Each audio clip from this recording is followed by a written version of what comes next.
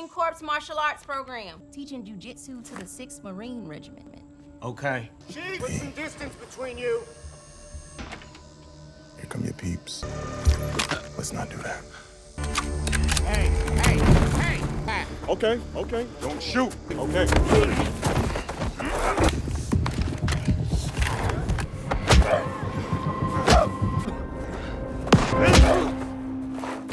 Today I will explain a 2024 movie titled Rebel Ridge. Keep alert, there are spoilers ahead.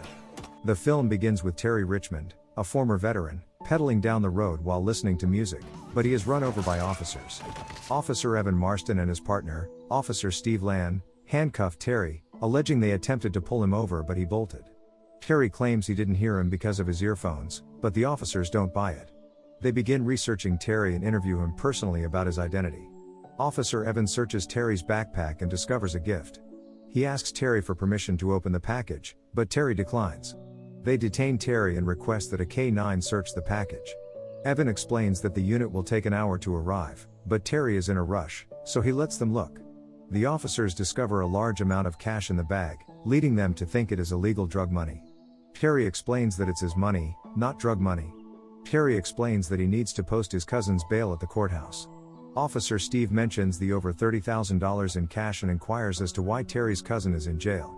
Terry discloses that $10,000 is for bail, with the remainder going toward buying a truck and hauling boats. His cousin Mike was arrested for possession of marijuana, although he was not selling it. The officers decide to let him go, but they keep his money because they assume it is drug money. Terry explains himself by claiming that he obtained the funds by selling his car and purchasing a steak at Canlong Chinese restaurant. Evan informs Terry that they will be keeping the money and that Terry will be able to retrieve it after 30 days of completing the necessary documentation. Otherwise, he might face jail time for a money laundering conspiracy. Terry complies forcibly, and they release him. Terry gets up his bike and cycles to the courthouse as the cops approach. There, he meets Elliot, a court clerk. Terry tells Elliot to post his cousin's bail, and the cops confiscate all of his money. Elliot refuses because Terry does not have any money, and reveals that the jail is being refurbished, so all of the inmates will be transferred to state prison. Elliot decides to leave because his shift has ended, but Terry is upset because his cousin is in trouble. Elliot recommends Terry to his co-worker Summer McBride, who is also a court clerk and will soon become a lawyer, to assist him. Summer and Terry have a drink, and Summer confesses that the local police agency employs devious legal methods to seize money from people. After the citizens fail to keep their money legitimately, the cops keep it for themselves, stating it is for funds. Terry adds that his cousin Mike helped catch several serious criminals by providing information, and if he is sent to a state prison, he may be attacked by the inmates. Mike's transfer is on Thursday, so Summer advises Terry acquire more money immediately for bail so they can save Mike. They split ways, and Terry contacts Mr. Liu, the owner of the Chinese restaurant, and his partner. He asks Liu for $10,000, and Liu agrees to transfer the money within hours. Terry looks up the police department who arrested him at night and decides to pay them a visit the next day. He reports a robbery to Officer Jessica Sims, describing the robbers as identical to Officer Evan and Steve. Meanwhile, Officer Steve walks in and stops the report, believing Terry is reporting a bogus crime. Sandy, the department's chief, intervenes. Chief Sandy stands up for his men and orders Terry to leave, but Terry agrees to keep his money and only refund the bail money. Sandy becomes greedy and agrees. Terry wants to meet his cousin before the transfer, so Sandy instructs him to appear at 9 a.m. on Thursday. Terry arrives at the police headquarters on Thursday, but the inmates' bus has already left since Sandy intentionally pushed their timetable forward. Terry promptly rides up to the bus and instructs his cousin to seek protective custody as soon as he arrives at the prison. Terry now seeks Summer's assistance, so she meets him in the rear and assures him that she has discovered information about the cops that will allow them to be arrested. She explains that the courthouse judge is also involved in the case. Terry has to get Mike's bail money to Elliot's desk as quickly as feasible. Terry comes at the police department again and confronts he threatens the chief and instructs him to obey, but Officer Steve steps in and things become nasty. Hey, Okay. Terry disarms both of them and leads them indoors. He shackles them with Officer Sims' cuffs and leads her to the property room, where he discovers dozens of weapons and cash. He collects his money and only takes $10,000, following his original agreement and leaving the rest to the boys in blue. He empties Jessica's gun and instructs her to pretend to cuff him and drive him away calmly so that the ranchers outside do not shoot him. She takes Steve's car, drives him to a safe area, and issues a police alert for Terry. Terry hurries back to the courthouse and delivers the money on Elliot's desk. Summer proceeds to acquire the judge's signature on the bail, but by then, cops have swarmed the courthouse and arrested Terry. Terry is taken by the cops to the courthouse catacombs for a medical checkup, and Evan takes him to meet Chief Sandy. They pick up Sandy and drive off. Sandy places all of the cards on the table while driving. He admits that he made a mistake by messing with Terry because they researched his past. They arrive at a hospital, where Sandy hands Terry his remaining cash, instructing him to remain silent and pretend nothing occurred. Otherwise, they can imprison him for 30 years for assaulting them. Sandy tells that Mike was attacked in the prison and is being flown to this hospital. Terry is angry and agitated, so he accepts the offer, but Sandy tells him never to return to this place. Otherwise, he will be eliminated. Terry enters Mike's hospital room, but he does not survive. Terry now begs Summer for a lift back to his hometown. They are pursued by a cop, and Summer confesses that it is her contact in the police, a buddy who is watching out for her. Summer tries to explain to Terry that there have been more cases like Mike's, and the cops need to be exposed, but Terry is frustrated and ignores her. He offers Summer his emergency phone number and bids her goodnight. Summer returns home and awakens in the middle of the night to find that someone has invaded her home and drugged her. She realizes the cops are involved when she notices their car magnet on her refrigerator. She phones Terry, and Terry rushes to her residence. He breaks in and discovers her in the shower, still alive. Summer confesses that she is fine since the officers injected her with a substance she previously used. She had a daughter but lost custody because of her drug history. She is concerned that while she has been granted permission to see her kid for the time being, if she is tested tomorrow, she may lose custody for good. Terry assures her not to worry and sends Summer to her job. Surprisingly, the judge wants to meet with Summer and have her tested for drugs, indicating that he is cooperating with the police. Summer is terrified but cooperates. She submits her urine sample and sobs, knowing her fate. Terry, on the other side, meets Officer Steve, who urges his companions to join him in blocking the street.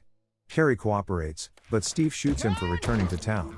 Terry is injured, but fights back. He tases Steve with his rifle and drives off into the fields. Terry immediately abandons his truck, walks to his Chinese hotel, and telephones Summer, requesting burner phones. Summer comes at the restaurant with the phones and discovers Terry injured, while Mr. Liu treats him. Terry and Summer intend to obtain evidence on the officers and haul them in. They go undercover and break into the judge's home. When they confront the judge about the corruption among the cops, he admits that he has been working with Sandy for quite some time. Sandy's department ran out of funding, so he brought in his own money by unlawfully searching and processing the procedures through court, where the defendant had to fight for their money, but they always lost. The judge was involved because he was also receiving money, and the state legalized it because some of the money would go to government support. The cops would conduct traffic stops, which would be equally as rough as Terry's at the beginning of the film. These searches were filmed on the cops' dash cams and might be used as evidence to expose the cops. Terry and Summer intend to grab the tape from the courthouse's catacombs. They enter the courthouse and discover that the cops are ahead of them. They start a fire to destroy the evidence room, but Summer extinguishes it. They swiftly steal the memory cards and restart the fire to prevent suspicion. Terry walks out to the car and waits for Summer while she retrieves her pee sample. Unfortunately, she is apprehended by the authorities. Terry waits for Summer outside and discovers that the cops have kidnapped her. He follows them to a shady location where they split up and depart. One cop remains behind, so Terry drives into the cop's vehicle. He chokes the cop before handcuffing him for questioning. Terry uses his radio to communicate with Sandy.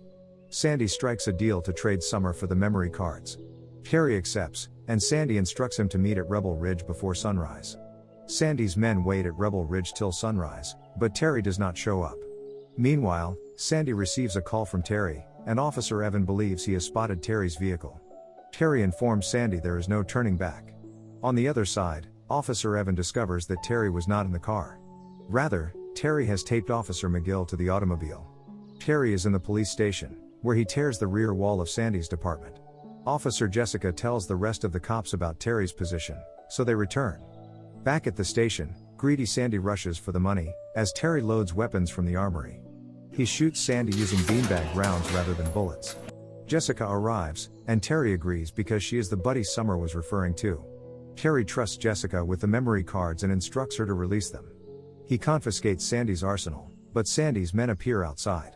Terry offers Jessica a loaded revolver to hide his tracks and heaps Sandy's money, intending to pour gasoline on it. Jessica confronts Terry and tells him she does not want any shooting, so she takes him outside. Officer Steve confronts Terry and stomps his memory cards. Steve explains that he knocked Summer out so they can shoot him without witnesses. Officer Evan recognizes the wrong in their ways and steps forward to protect Terry. They all point weapons at each other, but Sandy shoots Evan's leg and confiscates his gun. Terry glances at Jessica, who lowers her gun, so he runs with Evan. He hides behind a car with Evan, throwing smoke grenades at them. Evan directs him to turn on the car's dash cams, and the recordings will be available 3 minutes later. Terry dispatches the cops one by one.